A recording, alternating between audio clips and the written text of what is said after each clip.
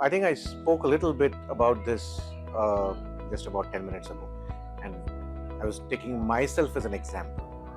Uh, as consumers, our attention has got divided significantly, and I did this experiment with myself, and I measured how many instances of content consumption do I have in a day, whether it is online or whether it is offline. How many instances do I have of some transaction that I'm doing, whether it's an offline transaction or online transaction? And I counted almost 250 instances. And at any point in time, even when I was consuming any content, I don't think I consumed at a stretch more than for 15 minutes. So you can imagine, if for me it is about 250 times, and the maximum duration that I invested in consuming some content was 15 odd minutes, that's the maximum.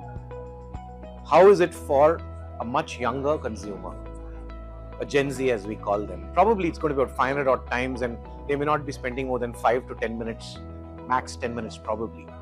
So really the challenge for us as marketer today is, how do we get the attention of the consumer in such a fragmented media environment and a fragmented transaction environment? Because the reality today is that a media touch point has become a transaction point, and a transaction point is also becoming a media point. So you advertise when you're making a payment, you advertise when you're booking an Uber. At the same time, when you're watching a YouTube ad or an Instagram ad, you can also buy the product. So technically, the mix between what we call as media touch point and transaction touch points, that's blurring. So this is really the challenge for us as a consumer, that our attention has got diverted, which creates the challenge for the marketer. And how do we harness this is the problem that we need to solve. That's a very easy answer for me, obviously being with GroupM. But more importantly, what we spoke about earlier about the fragmentation of the attention of audiences and the time that we spend in a medium, and the challenge that it creates for a marketer to meaningfully connect. That is where we as an agency, with our tools, with our understanding of consumers,